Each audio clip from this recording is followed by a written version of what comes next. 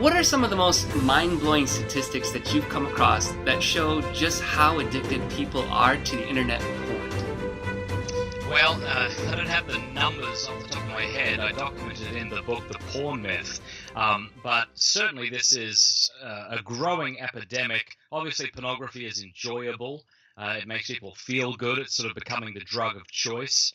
And when you have instant access to it in your portable X-rated movie theater in your pocket, it's just becoming more and more tempting.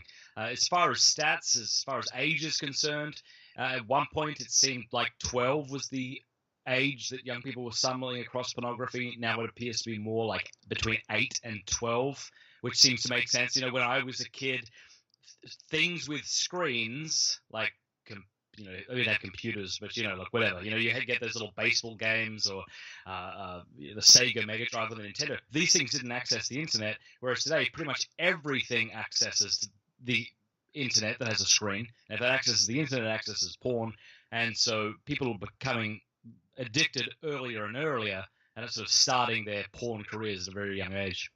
So at every age, pornography messes with our brains on a serious level, which you've documented very well in your book, The Porn Myth. Can you tell us what porn does to the mind of, let's say, a child versus an adolescent versus an adult who views it? Right, thanks. Well, I'm certainly not an expert in this area, but as you say, I did a lot of research, and I was happy to see that I got some endorsements from different neuroscientists, actually, who read the science ahead of time and went, nope, you got that bang on. So I think a lot of people think that pornography isn't an addiction, that it doesn't actually do anything to the mind. And the reason they think that is because pornography isn't a substance that you put into your body. You don't inject pornography or inhale it or anything like that. Therefore, it can't be addictive. But since neuroscientists started looking into the brain, it's changed how we understand addiction, okay? So things can be addictive whether or not we're bringing that substance into our body. And that's why, for example, in the DSM-5 put out by the American Psychiatric Association, it has pathological gambling as one of those natural addictions. Well, pornography can be addictive as well. And so what basically happens is it messes with the dopamine system. So dopamine is that brain drug that incentivizes us to perform actions that are conducive to our survival. It's why we so want to eat when we're hungry. Why, not just that we want to eat, but that we're how do I eat immediately? That sense of give it to me now. If you're hot, you come inside, there's a cold drink, give it to me, This is dopamine. It's really great. But what neuroscientists have discovered, and one study in particular I would point out, is the brain on porn. This was a study conducted at the Max Planck Institute in Germany. The lead researcher's name is Simon Kuhn, K-U-H-N, for those who are interested. But what happens is the dopamine neurotransmitter begins to atrophy.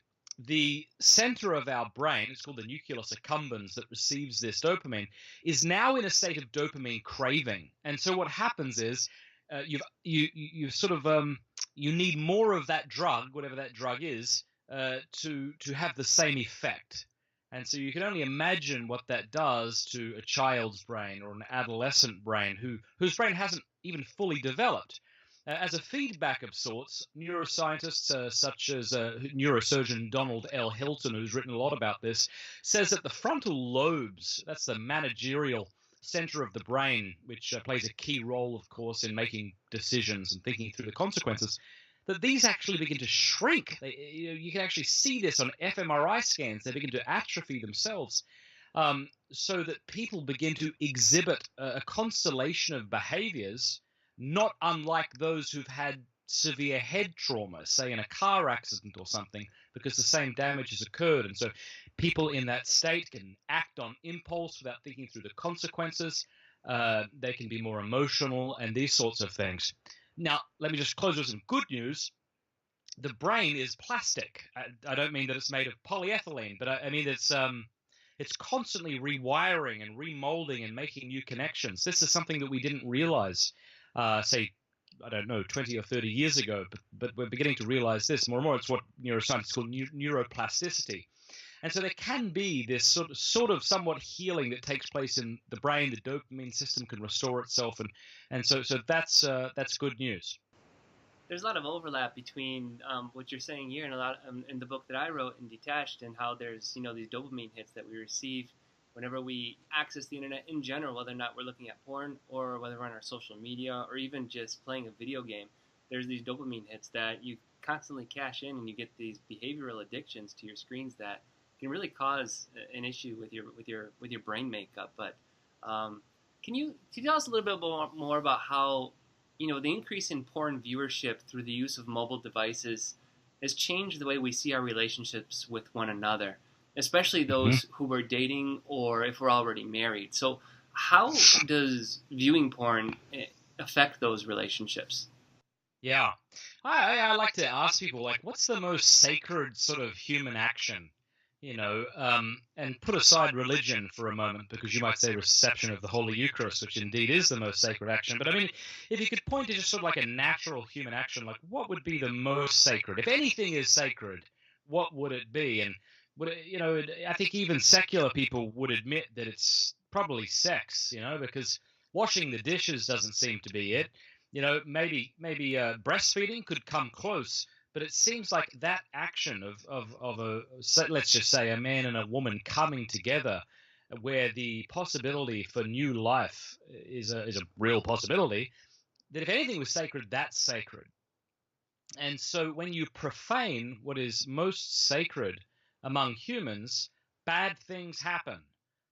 That shouldn't surprise us. And so I mean, what to say that's not already been said, or what doesn't sound cliche, but, we are called and we ought to love people and use things. So Karol Wojtyła in Love and Responsibility, his personalistic norm stated positively says that the human person is a good towards which the only proper and adequate attitude is love.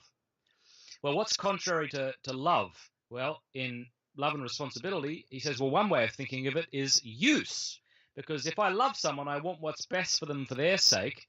Whereas if I'm merely using someone, I want what's best for me, regardless of the negative impact on them. And so it seems that in pornography, we're sort of degrading ourselves. We're engaging in an action that ought to make a monkey ashamed, masturbating to our iPhone or something.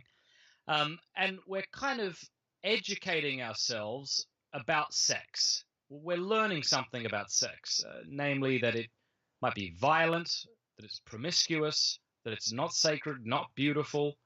And you can't help but take over those sort of ideas into the marital embrace, which is a great way to kill it. It seems to me that, and I say this tongue-in-cheek, but if you wanted to remain sexually dissatisfied for the rest of your life, then pornography's for you. Because people who view pornography tend to be very sexually dissatisfied, not only because it can lead to things like erectile dysfunction in men, sexual dysfunction in women, but because they train themselves to click from one extreme fantasy to the next even more extreme fantasy. And the idea that a loving marital sexual relationship is going to be anything like that is just absurd. And so you'll quickly become dissatisfied with what ought to have blessed you and return to filth. It would be sort of like somebody who had been raised to eat well, eat their meat, eat their vegetables, exercise, and drink lots of water. And this is a very healthy person. They look good, they feel good, they sleep well through the night. And then all of a sudden they start binging on Doritos and drinking Pepsi, and that's really all they're doing. And they just watch reruns of Netflix series, and they don't exercise, they don't even go for walks, Well, after a while, the idea of eating healthy and exercising will become repugnant to that person. Not because it ought to be, but because there's something now profoundly wrong with that person. Likewise, the person who has accustomed themselves to pornography and now looks upon the marital act with boredom or disdain, the problem isn't with the marital act. The problem is with the person who's become accustomed to pornography. That makes sense. And so what are some solutions that you would suggest for the men and women who are watching this video and struggle with pornography? Well, many things could be said. So what I'll do is I'll suggest a couple of things and then suggest a couple of resources. if you were to say to me, what's the big gun things somebody ought to do if they're like, Matt, I'm addicted to this stuff. I've done Covenant Eyes. I have an accountability partner. I've moved my computer to a high trafficked area. Or I've shut off the internet on my phone. What do I do? Well, when I used to work at Integrity Restored, and because of the relationships I have with those who work in this area, it seems to me that there are three things that a person can do, I think, to ensure the most success. Number one would be finding a good Sexaholics Anonymous group. You could find that at sa.org. They have email meetings, phone meetings, and of course, it would be best to go in person. Now, you might say to me, well, what if somebody sees me? And I always say, well, if they see you, you'll see them there as well. Like, it's okay, you know? Just something about sitting before a group of people and allowing them to sort of know you and to accept you and to encourage one another is a very powerful thing. Obviously, this is an endorsement for every single SA group in the country. Some are going to be better than others. But I think, by and large, that's a great group. Secondly, I would say finding yourself a good certified sex addiction therapist. You can actually go to my website, lovepeopleusethings.fm, and under Getting Help, you can find a certified sex addiction therapist in your area and to start to meet them. And then finally, I think as a Catholic, I would want to say spiritual direction, so that the priest can, or whoever's leading you spiritually, can help you in that area of your life. Sometimes because of our sins and addictions, we come to hold erroneous beliefs about God and about ourselves, and that's something that a spiritual director can remedy. As far as resources, let me say 3 or 4 things. One, Fight the New Drug is a fantastic website. They have a great recovery program. It looks like Google created it. Honestly, they've put millions of dollars into this thing. It's this not something they just bang together. It's not like just a series of videos you watch. It's incredible. I just go check it out. It's called joinfortify.org, I think it is. So check that out. That's amazing.